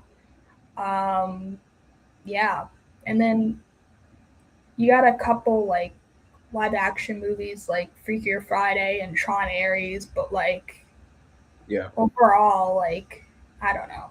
Like it's just like Oh, Hocus Pocus 2, I forgot to mention. That's another safe sequel. I don't hate that movie. I actually like Hocus Pocus 2, but it's just overall, it's live action remakes, sequels, and then sometimes you get an original story and nobody watches it. That's basically what this era is.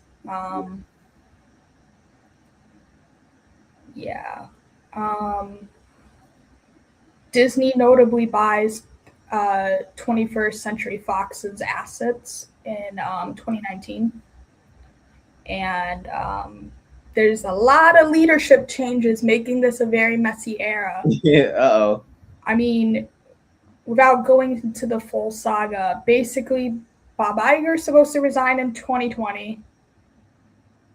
Bob Chapek is supposed to take over as CEO. The pandemic happens. Bob Iger is forced to return and to help the company rebound. And then Bob Chapek gets officially dismissed in 2022. Iger comes back. And then Iger leaves left very recently, and now Josh D'Amaro is CEO. So yeah, very messy. Very messy. Revolving door. All this stuff. I don't know. Any immediate thoughts? Yeah, it's kind of just like they're cool, and it's not like they're bad movies. Like you just said, Frozen 2 was good. I liked Encanto. Encanto was definitely hard carry. Yeah, Encanto I like as well. But like those are the two standouts. Yeah. Moana 2, I watched the first 10 minutes and I turned it off. I didn't even see what's something else. Wreck-It Ralph Breaks the Internet. that was a cool movie, I guess. But it was more for like the ads, and like product placements and stuff. And I did like the Disney sequence though, with all the Disney princesses. That was kind of cool. But then yeah, I never saw Wish at all. Yeah, like I like Ariana DeBose and like the rest of the boys cast. I just heard it's kind of similar to what you said about Wreck-It Ralph. Of like I heard with Wish that it was just a bunch of references jammed into a movie, and they Yeah, came up with a plot second. for real. Yeah, So yeah, because we're starting to hit like that's not even just Disney, but like since Disney's such a mainstream powerhouse, they kind of get the blunt of it. But there's like movies in general, or just like storytelling, where it's more just like how can we relate to like pop culture rather than like telling the narrative and the actual story itself. And like how can we get people to like, oh hey, rather than like, okay, I like this story. If that makes sense. yeah, that's the problem with this. Yeah. And then the thing with like Disney Plus is like technically you have a new place for movies, and movies are more accessible than they used to be. Like I remember being so excited when Brandy's version of Cinderella dropped on Disney Plus and being super hyped for that. And because I owned it on DVD, but there's a whole generation of like younger people who probably haven't seen it before and now can see it on Disney Plus. So you make a lot of like older movies like more accessible, but then the problem is a lot of these older movies like Star Wars, they change in like the streaming and they change for streaming with these restorations, and people complain about it and when they add stuff like McClunky and people are like, what is that? So Mm. it's like, and then also just streaming has just totally like, I don't want to say theatrical exhibition is like dead or done, but it's just not what it used to be post pandemic. And I think streaming is a factor because you have these Disney movies that come out so soon after on Disney Plus, like Yeah. Encanto, which is like one of the highlights of this era. But it didn't really do good in theaters, if I recall correctly. It did well on Disney Plus. Yeah. I watched it on Disney Plus. Like, yeah. And it's like you have these Marvel shows like WandaVision, but then also at the same time, and like Andor, I love for Star Wars. Ooh, But yeah. it's like think about like how much stuff like on Disney Plus people don't watch. Yeah. It's just like so it's very tricky because it's like there's pros to Disney Plus, but there's also a lot of bad that comes with Disney Plus as well, is the thing. So it's Yeah. like this era as a whole, it's just yeah, there's a lot to just unpack and assess. But so you're leaning towards Encanto and Frozen being your favorite animated movies from this era? Yeah. I'll probably say Encanto if I had to pick one. Okay. Um I mean, both are good movies, but both aren't as great as like movies from the previous decades Yeah. is the thing. But like I might it's tricky. I don't know. I can go back and forth on if I like Frozen 2 or Encanto more Yeah. personally. Like a 20. Um, they're both kind of like solid movies, but not great per se for Yeah. me. But I like the music in both is the thing. Ooh. Yeah. So yeah, it's like, and then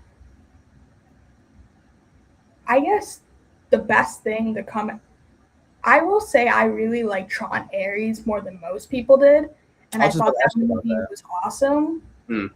Um, I like Jared Leto in the movie. I thought he did good. I liked everyone else in the movie, like Gillian Anderson and Evan Peters and Greta Lee. I actually really dug the visuals too.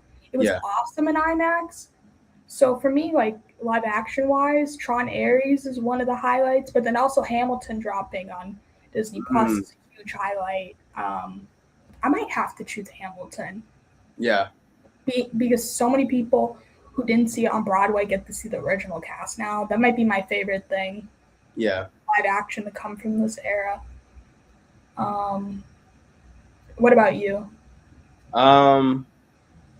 Can we do Star Wars content? Um, You mentioned Andor. I was like, I know Andor would be my. that might be my one. I know. If I do live action, it's like Disney specifically.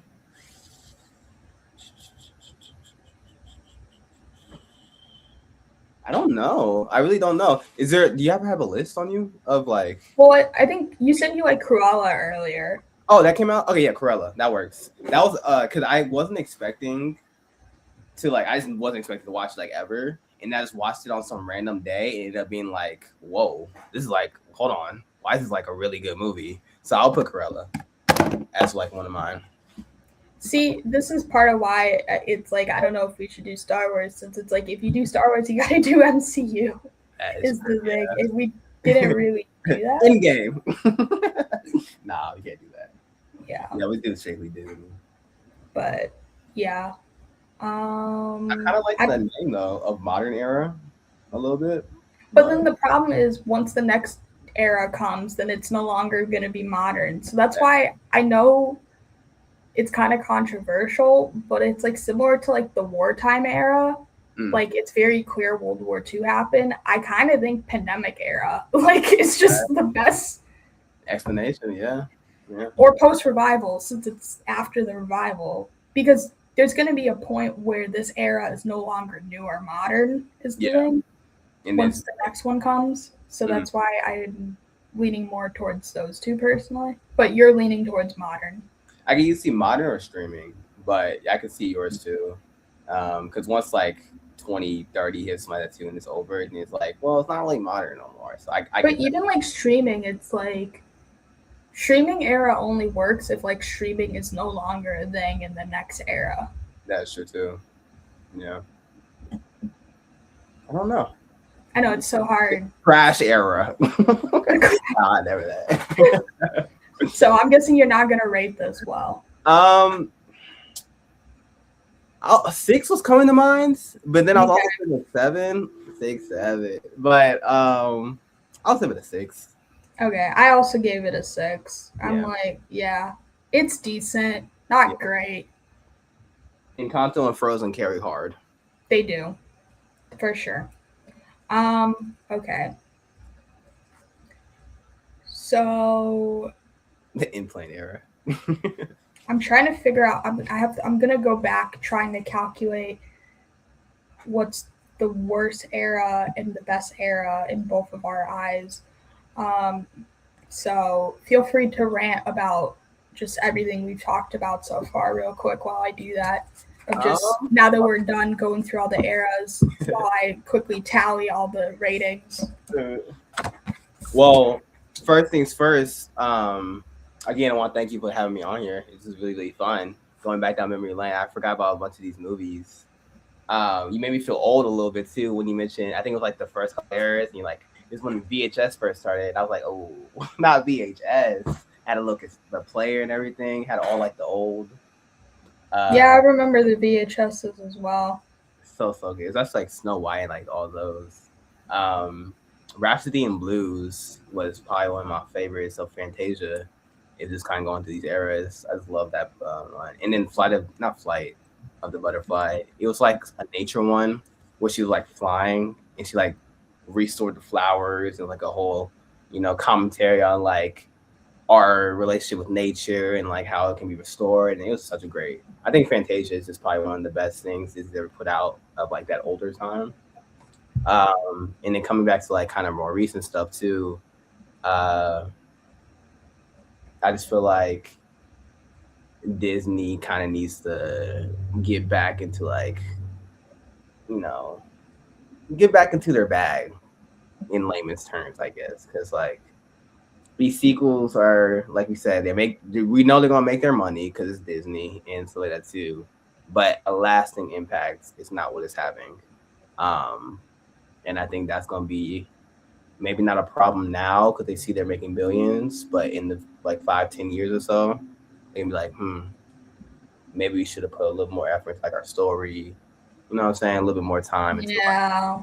I know it's a bummer to see that trend. But I think something we've talked about with a lot of these eras is like when there is a low period, like they turn around a lot of the time. So I'm hoping that's what we see after this current slump. It might be. Oh, what happened? No, continue. Oh, I was saying it might be Pixar, but what do you think of this upcoming? I think it's like a cat movie that they're doing. Oh, Gato? I think so. Yeah. we can talk about their upcoming stuff a bit. Like Okay. this year, Is Hex that is the next Disney movie slated Okay. for this year. Oh, I about I've that. been telling people I think this is a really stacked year for animation. If you like animated movies, this best animated feature race for the Oscars is going to be insane because Disney's Hex is coming out. Toy Story 5 came out, which was good. Oh, yeah, that's good. But Minions and Monsters I liked, even though I hated that first movie of Minions. It was really good. You have Leica Studios coming out with Wildwood. Oh, I'm so excited for that one. DreamWorks has Forgotten Island, which had really Yeah. good reviews coming out of CinemaCon for the Okay. people who saw it early. I'm excited for that. Shaun the Sheep Oh yeah. got a new one. Okay. And then indie animation wise, you have there's this Netflix had one last year for K-pop Demon Hunters. They have an indie film that they purchase at the Cannes Film Festival called In Waves that I'm looking forward to. And then there's another movie from the Cannes Film Festival with Seth Rogen in the voice cast called Tangles. And it's about like dealing with a mother who has dementia. And that one sounds really good as well. So there's some really good animated stuff this year. Hey. So Hex, I don't know if Hex is going to be able to compete with all that personally. Yeah. So it's tough. Visually, I want Hex to be good, but is it going to be able to be as good as those other movies? I don't know. yeah. We'll see. We shall see. It looked cool, like spell wise, but like story wise, like I couldn't tell you what the trailer was talking about. There was like a movie people were comparing, or a TV show. I think people were comparing it to Agatha All Along. I haven't watched Agatha All Along, but a lot of people were like, yeah, this reminds me of Agatha All Along. In regards to is Gato Disney? No, it's Pixar, I believe. Okay. And I think they're going back to more traditional animation rather than CGI. Yeah. Which is cool to see. So I'm almost done tallying. So, from my understanding, our lowest ranked era, so we have 11 eras in total. Okay. Our lowest ranked era is the Wartime era. We gave a 2 out of 10 between both of us. Let's go. 1 point each. That goes in last.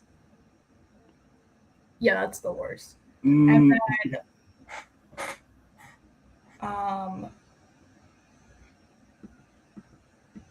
the silent era is number 10. Okay. It laid the foundation. For sure. It definitely laid the foundation.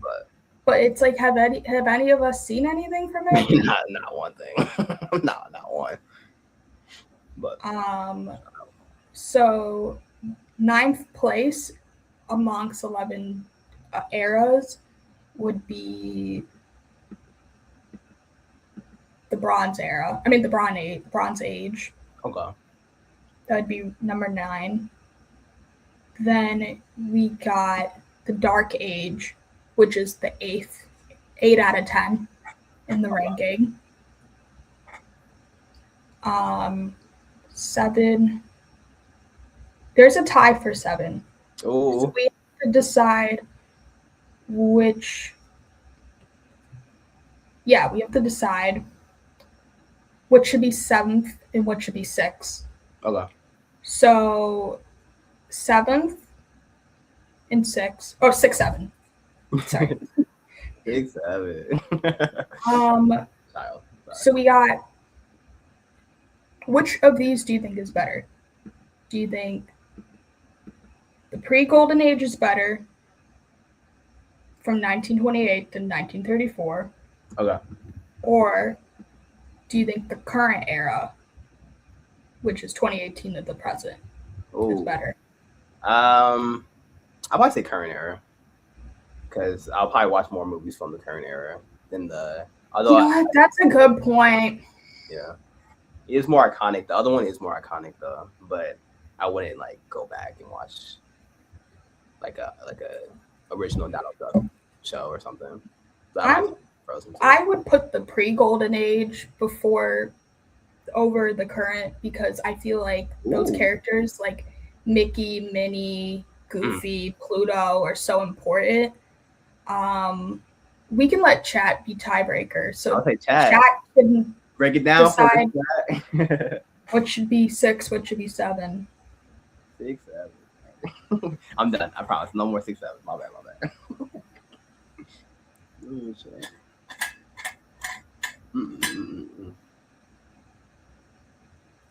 So pre-Golden Age, which is Mickey, Goofy, Minnie is introduced, Pluto's introduced, or the current era, which is very messy.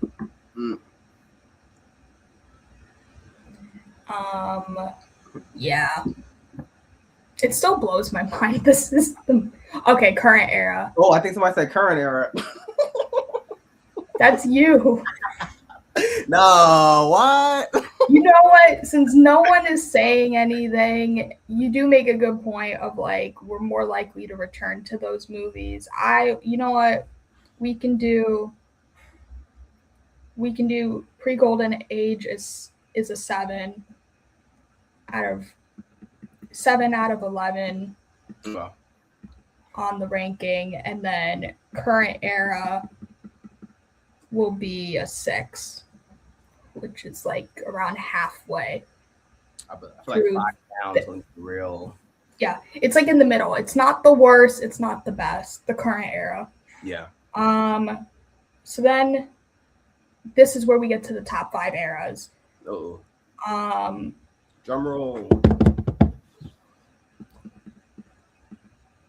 Silver Age is number 5. Okay. With Cinderella, super iconic, and many other movies we mentioned earlier. 3 and 4 is another tie. Ooh. So we got Golden Age, and then we have, which is 1934 to 1942, which started with Snow White, and then those other 1940 releases. Okay. And then we have the Revival, which is 2009 to 2017. Which do you think is better? Ooh. Oh, hold on. This could be an episode in and of itself, low-key. Okay. My heart's leaning more towards Golden Age. You think Golden Age is better? But I might have to use the same thing I said last time, where I'm more inclined to watch like a Big Hero 6 or Frozen over like a Snow White. But I think classic and personally wise, I might go. What was Golden Age movies? Golden Age is like Snow White, and then you have like Pinocchio, Fantasia, Dumbo, Bambi. And then with this why I'm like, I personally think Snow White is the only one of those movies where I can be like, you know what, this is like truly game changing. Yeah. Those other movies, I'm less likely to watch. Yeah. Like you said, whereas Frozen was game changing as well, and Zootopia is also really good. Yeah. And I don't know if I would call it game changing, but that was like a shift in the zeitgeist, and so is Moana. So it's like, yeah, I'm with you. I think the Revival. Yeah, so Golden Age is the 4th best era. And the Revival is the 3rd best era. So yeah, and then our 2nd best era, which is a hot take, is the experimental era, because those live action movies are so good, is the thing, for me at least. If you can say whatever you want about movies like Chicken Little, and I know like Lilo and Stitch is probably the best of that era. The rest of them you can debate are not as good quality wise, but those live action movies, like Remember the Titans, Miracle, and then those other ones I have nostalgia for, like Lizzie McGuire and Freaky Friday. No, I'm sorry. Yeah, objectively. I'm like, in Princess Diaries and stuff, like, no. I'm like, I can't. Yeah. So, number 2 for me For sure. I mean, for both of us combined, not for me, Mm. but both of us combined. When you add our ratings together, and then the number one is the Renaissance. What a shocker! I mean, you have to call this the best one. Even when we were talking about this in the comments, everyone was like, the comments were going off. Like, everyone's like, you can't, like, I can play those movies on repeat. Like, those are the best. Like, yeah, it just, once you like talk about Lion King alone, you're like, okay. Yeah. And then you mentioned all those other movies like Beauty and the Beast, Aladdin. What was the other one you said you like rewatching? Oh, Mulan. Mulan, Like, yeah. I can't. You can't beat it. It's Little really Mermaid. Come on. Yeah. Yeah, yeah, you can't beat it. Really. So yeah, I hope. I know we've been going on for a bit, but I hope everyone had fun listening to James and I discuss the best eras. The best being the Renaissance, and the worst being the wartime era, which deserves it. Yeah. Make sure to like, comment, and subscribe. And also, like, if you jumped on late, definitely re-listen to the beginning, since there's some like interesting, fun, but also informative stuff that we were talking about along the way. Leave comments sharing your thoughts, especially what your favorite Disney era is. If you'd like to see more content from me, I post short movie reviews on this YouTube channel as well as TikTok and Instagram. And my out of theater reactions are around a minute. I've done reactions. I do reactions for a lot of movies, including Zootopia 2, which I mentioned earlier. You can see how hard I roasted that movie, and people were not having it. The next live stream that I'm going to be doing is next Saturday. There's a big movie coming out that I might be talking about, a big director that I might be talking about. It might be a very epic adaptation of something Greek. So I think you can figure out what it is based on that quote. That was a very easy quote. Hercules? So yeah. Please let me know what other topics you want to see me cover next, besides that movie that I just hinted at. James, is there anything you want to plug real quick before we end? You know what? Step aside, Disney. Euphemia coming out soon. You know what I'm saying? All platforms at Studio 30. But thank you for having me. This is really, really fun. I actually really enjoyed this. Going back down memory lane and all that stuff too. And now I have some movies I gotta watch now, especially The Dark Cauldron. Black Cauldron, yeah. Oh, Black Cauldron, yeah. No, it's no worries that you forgot the name. Most people don't even remember it exists. But I need to rewatch a lot of movies that I haven't seen in years. Or just watch stuff I haven't seen in general as well. Yeah. But yeah. Super, super fun. Bye, everyone. Later.